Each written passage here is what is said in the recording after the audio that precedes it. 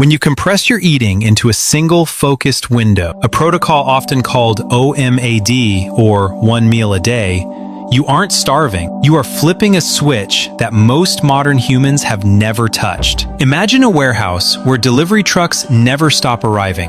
The manager is screaming, boxes are piling up, blocking the exits, and the roof is leaking because no one has time to fix it. This isn't just a metaphor. This is your body on 3 meals a day.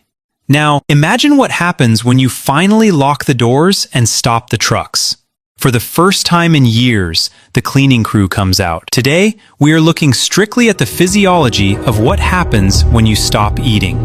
We're going to walk through the 23-hour timeline, hour by hour, so you can understand exactly why waiting for that one meal might be the single most powerful decision you make for your health. Let's start the clock. First hours 0 to 4. The clock starts the moment you put down your fork from your last meal. For the first 4 hours, you are physically full. Your system is flooded with energy. Your stomach is churning, breaking down proteins into amino acids and turning carbohydrates into glucose. This enters your bloodstream, and your pancreas responds by releasing insulin. Insulin is the key player here. You need to think of insulin as a one-way valve. When insulin is high, energy flows into your cells. It is impossible for energy to flow out. As long as insulin is circulating in your blood, your fat cells are locked vaults. You cannot burn body fat in this phase. It is biologically impossible. During these first 4 hours, your body is prioritizing immediate energy. It uses what is in the blood. If there is excess, and in a modern diet there is almost always excess, insulin takes that extra sugar and packs it into the liver and muscles as something called glycogen. Think of glycogen as your wallet. It's easy cash, accessible but limited. You feel fine here. This is normal, but nothing special has happened yet. Hours 4 to 12. Now we move into the zone where most people give up. Around hour 6 or 8, your blood sugar begins to normalize. The massive influx of energy from your meal is gone. The warehouse is quiet. The insulin, that busy manager, starts to clock out. This is where your brain sends a signal. Hey, the easy cash in the wallet is running low. This is ghrelin, the hunger hormone. It spikes. You feel that rumble in your stomach. You might feel a little irritable. This is the moment most people mistake for starvation. They think, oh no, I'm shaky, I need to eat. But you aren't starving. You are just addicted to the easy fuel. Your body is like a car that has only ever run on high-octane gasoline, and now it's being asked to switch to the backup battery. It stutters.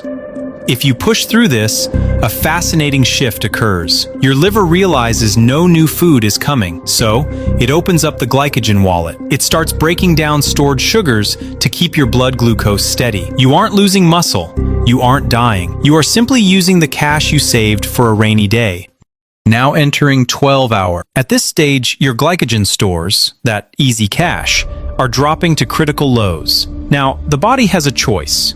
It can shut down, or it can unlock the vault. Since you are a survival machine designed to hunt for days without food, your body unlocks the vault. Insulin drops to its lowest baseline level. This is the signal your biochemistry has been waiting for. With insulin out of the way, the enzyme hormone-sensitive lipase activates. This enzyme is the key that unlocks your fat cells. For the first time in perhaps days or weeks, your body begins to draw energy effectively from your adipose tissue. You are no longer running on the bagel you ate yesterday. You are running on you.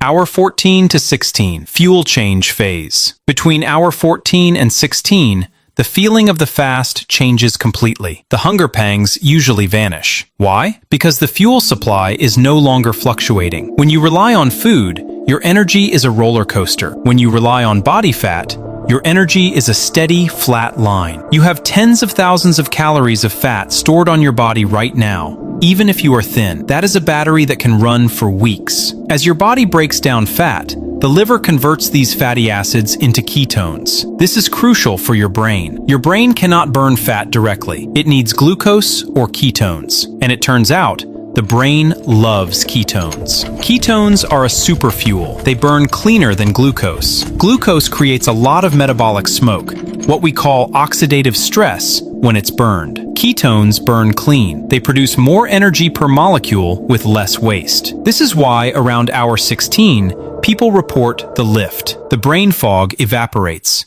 Your focus sharpens. You don't feel lethargic. You feel electric. This makes evolutionary sense. If a hungry caveman got sleepy and dumb, he wouldn't catch prey. He would die. Hunger makes us sharper. It turns us into hunters. Hour 16 to 18. Now we arrive at the most important part of the cycle. This is the reason many researchers are obsessed with this timeline: autophagy.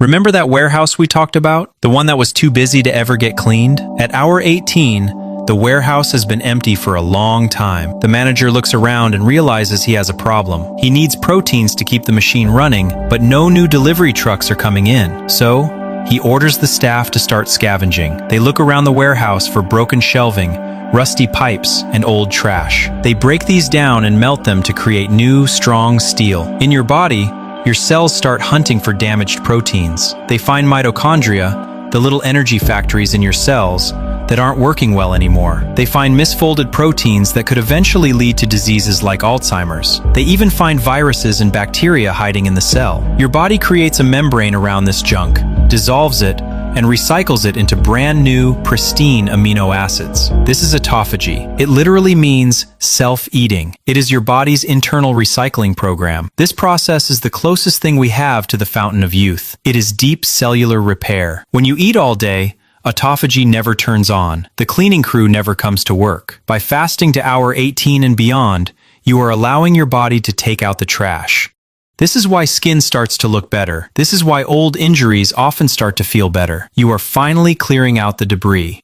Hour 20 to 22. Now the skeptics will say, but wait, if my body is eating itself, isn't it eating my muscle? This is the most common myth, and it is physiologically backwards. At hour 20, as you get deep into the fast, your body releases a counter-regulatory hormone to protect you. This is human growth hormone, HGH. Studies show that during fasting, HGH can spike by 1,300% to 2,000% or more. HGH is a muscle-sparing hormone. It acts like a force field around your lean muscle tissue. It tells the body, burn the fat, but do not touch the muscle. We need the muscle to go hunt. Your body is incredibly smart. It is not going to burn your furniture, your muscles, to heat the house when you have a shed full of firewood, your body fat, right outside. It burns the fat first. This unique combination, high HGH and low insulin, is a state you rarely find in nature outside of fasting. It creates an environment where you preserve muscle while stripping off fat rapidly. Hour 23. You are now approaching your eating window. Your body is primed. Your insulin sensitivity is through the roof. Think of your cells like a dry sponge. A wet sponge can't soak up any more water. That's a cell that has been fed all day.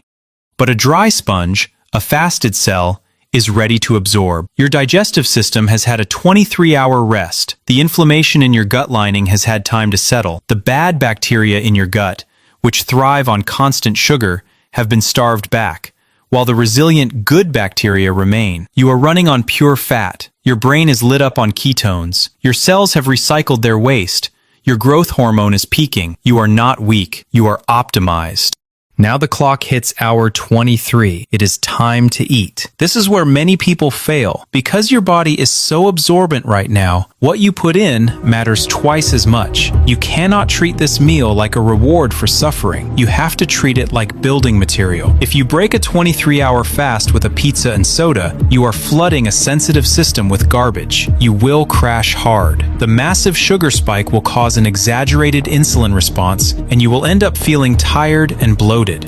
You need to continue the logic of the fast. Step 1 is the foundation. Start with protein. High-quality protein. Steak, eggs, salmon, chicken. Your body is desperate for amino acids to rebuild the structures it broke down during autophagy. This is where the muscle repair happens. Step 2 is the energy. Add healthy fats, avocados, olive oil, butt, nuts. Since your body is already in fat-burning mode, eating fat keeps that metabolic machinery running smoothly. It keeps your insulin response moderate. Step 3 is the micronutrients. You need volume. Since you are only eating once, you can't get your potassium and magnesium from small snacks. You need a large volume of vegetables, leafy greens, cruciferous vegetables, fermented foods like sauerkraut. These provide the minerals that prevent cramps and fatigue. When you eat this way, nutrient-dense and high satiety, you will find something surprising. You get full fast. Your hormones, leptin, which tells you you're full, and ghrelin, which tells you you're hungry, are finally communicating properly. You stop when you are nourished,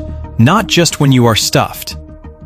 The adaptation period. Now, I want to be real with you. If you jump from 6 meals a day straight to 1 meal a day tomorrow, you are going to feel terrible. Your body needs to build the metabolic machinery to burn fat. It takes time to manufacture the enzymes. It takes time for the liver to get efficient at making ketones. This is called metabolic flexibility. For the first week, you might feel headaches. You might feel weak. This isn't because the diet is bad, it's because your body is going through withdrawal. You are dumping electrolytes. The fix is simple: salt. When insulin drops, your kidneys release water and sodium. You need to replace it. A little pinch of sea salt in your water during the fasting window can stop the headaches instantly.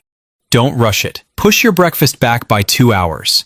Then 4, then skip it, then push lunch back. Ease your body into the water. Don't just dive into the deep end. And fasting is a stressor on the body. For people who are already high stress, have poor sleep, or thyroid issues, fasting for 23 hours can spike cortisol, so avoid if you are already stressed. This protocol is for healthy adults. Do not attempt this if you are pregnant, nursing, have a history of eating disorders, or are taking medication for diabetes or blood pressure without consulting a doctor. We live in a food environment hostile to our biology, designed to make us fear hunger. But hunger isn't an emergency, it's a signal you can control. Beyond the weight loss and time saved, OMAD gives you freedom. You stop being a slave to your blood sugar and return to the ancestral rhythm. Hunt, feast, rest. You aren't starving, you are thriving. You are finally letting your body heal. If you try this, let me know below. Did you hit the wall at hour 12 or feel the energy at 16? I'll see you in the next video.